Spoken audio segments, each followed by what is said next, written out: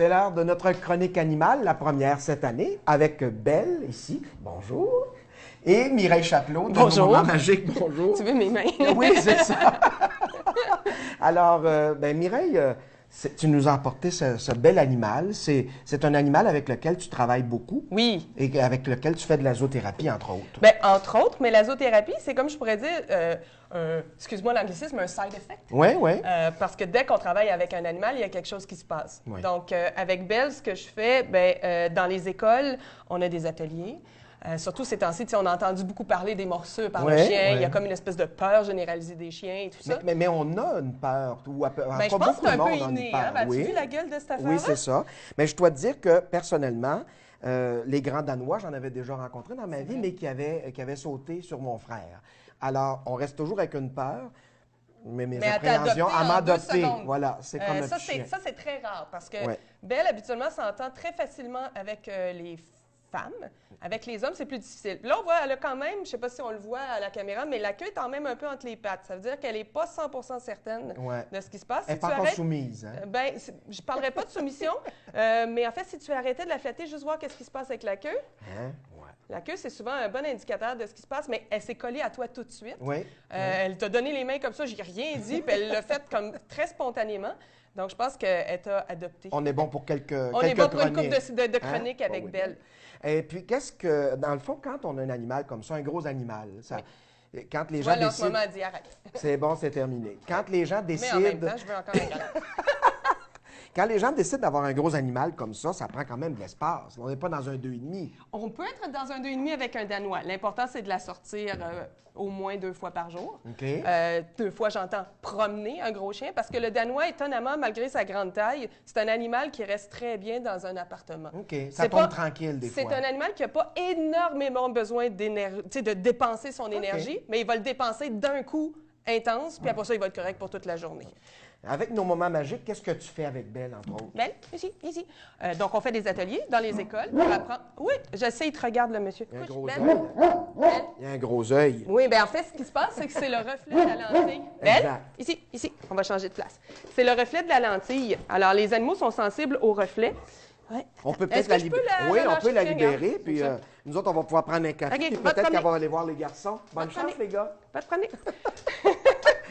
Donc, ce que je fais avec ça, on va dans les écoles, on va dans les bibliothèques. Moi, je fais des spectacles aussi pour justement un peu mais sensibiliser les jeunes au respect envers les animaux, que les animaux n'ont pas toujours le goût de se faire caresser. Ouais. Le langage canin, les chiens nous parlent, là, elle veut vraiment de l'attention. Tu peux y en donner ou pas. Oui, c'est toujours notre choix. C'est toi qui décides si tu lui en donnes ou pas. Donc là, elle est contente. Elle a de l'attention. Surveille ta tasse parce qu'il y a de l'eau dedans. Elle va peut-être prendre une petite clichée. Elle pourrait prendre une petite clichée. Oui. Donc, c'est vraiment sensibiliser les jeunes au langage canin, au respect envers les animaux aussi, pour leur apprendre quelques particularités des chiens, parce qu'on pense souvent, ils vivent avec nous depuis tellement longtemps qu'on pense que c'est presque des humains. Oui, tout à fait. Sauf qu'en fait, ils ont des particularités physiologiques qui sont très différentes et ça explique un paquet de problèmes et de mésententes entre l'humain et le chien. Parce que même si c'est notre chien de maison, là, il y a des fois où le chien peut avoir un comportement spécial avec nous. Même. Ah, ben oui, la majorité des morsures se font avec le chien de maison et non pas avec un chien errant qui courrait quelque part. Donc, la majorité des problèmes sont avec le chien de maison, justement à cause de la proximité et de la mésentente avec le langage canin. On reproche souvent, on dit mauvais maître, si son chien a mordu. Est-ce qu'on est vraiment le mauvais maître ou il y a juste du non-savoir? Moi, je pense qu'il y a beaucoup de non-savoir en lien avec les animaux. Tu sais, si tu t'achètes une laveuse que tu n'as jamais vue, il va avoir un mode d'emploi. Oui. Tout le monde s'achète un chien, mais le mode d'emploi, il est où? Pourtant, il y en a un mode d'emploi. Et il y a des façons de faire. Moi, des fois, je me promène avec elle, puis on me dit majoritairement « Ah, elle est donc bien parfaite, votre chien. » Non, elle n'est pas parfaite, mais elle a appris à se comporter dans différentes situations. Là, c'est la première fois, en fait, c'est la deuxième fois en studio, parce que je suis venue cette semaine pour lui montrer l'espace. Et ça, il y a quelqu'un de votre équipe qui l'a filmé. Oui. Donc, pour pas que ce soit justement une première expérience pour elle. Alors là, c'est comme si c'était rendu sa deuxième maison, presque. Parce que pour elle, il y a quelque chose d'excitant derrière, parce que ça se promène, on bouge derrière. C'est ça, il y a des gens qui bougent, il y a des gens qu'elle n'a jamais vus, c'est majoritairement des hommes. Et c'est sombre. c'est sombre. Il y a beaucoup d'ombre et de lumière, ce qui est difficile pour l'œil parfois. Il y a des reflets partout. Si on regarde ici, il y a des reflets des lumières là, il y a des reflets là-dessus, il y a des reflets là-dessus. C'est très dérangeant pour l'animal, un environnement. Donc, le studio, c'est pas du tout un environnement naturel. Promenade dans les parcs. Oui. On le sait, là, à Magog, maintenant, il y a des règlements là-dessus. Il faut attacher son chien. Comment on vit, comment on tient la laisse. Parce que là, je vois qu'il y a des gens qui ont la laisse, mais la laisse est tellement longue que finalement, c'est pas une laisse. Bien, tu vois, c'est drôle. J'aurais le goût quasiment qu'on aille marcher avec Belle à un moment donné ensemble. Ouais. Puis qu'on regarde un petit peu comment on se comporte avec l'animal. Oui, parce que, ouais. Tu sais, je pourrais pas t'en parler en 5 secondes. Oui, c'est ça. Ça dépend de tellement de variantes.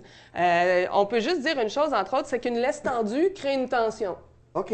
Chez le chien. Même si c'est une laisse qui s'étire comme ça, une laisse tendue crée une tension. Puis ça dépend de ce que tu souhaites aussi. Est-ce que tu veux que ton chien soit à côté de toi? Est-ce que ça ne te dérange pas qu'il se promène partout?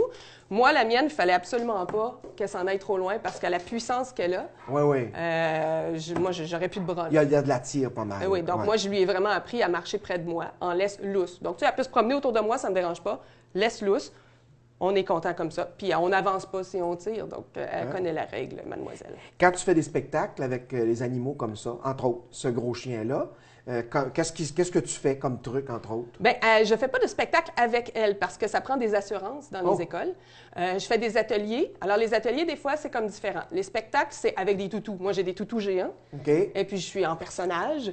Et puis, c'est sous le couvert d'une histoire fantaisiste que là, il y a toutes sortes d'aventures et que les enfants sont amenés à participer dans l'expérience, et puis ils en ressortent avec quelques notions qui ont été disséminées par là. Évidemment, c'est un spectacle, mais quand même, il y en a un, entre autres, c'est comment on approche un chien en toute sécurité.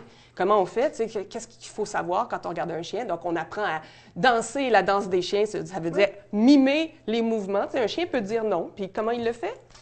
Bien, comme toi, tu fais ça comme ça, en tournant la tête. Donc, les enfants, sur de la musique, on s'amuse à faire la danse de différents comportements de chiens, exact. Au cours de la saison, bien sûr, puis de l'hiver, tu vas revenir, on sortira, on ira marcher avec Belle, voir comment ça se passe, comment elle réagit aux gens autour. Mais il y a tout cet aspect-là aussi, peut-être d'apprendre. Il y a eu beaucoup d'émissions faites avec les animaux. Oui. J'ai l'impression que ça fait des meilleurs maîtres, en tout cas, ou ça fait des meilleures personnes comme compagnon du chien, même si on a longtemps dit que c'était le chien qui était notre compagnon. Bien, ça fait des meilleures relations. Moi, j'aime beaucoup travailler la relation. On sait qu'on en parle entre les humains. La relation, c'est ce qui est important. Mais la relation, quand tu vis avec un animal comme ça, est aussi importante. Il y a une compréhension qui s'installe mutuellement, un respect mutuel en même temps entre les deux. Puis moi, c'est ce qui fait que des fois, elle veut sniffer quelque chose. OK, vas-y. Mais quand c'est fini, tu viens avec moi, puis tu me suis.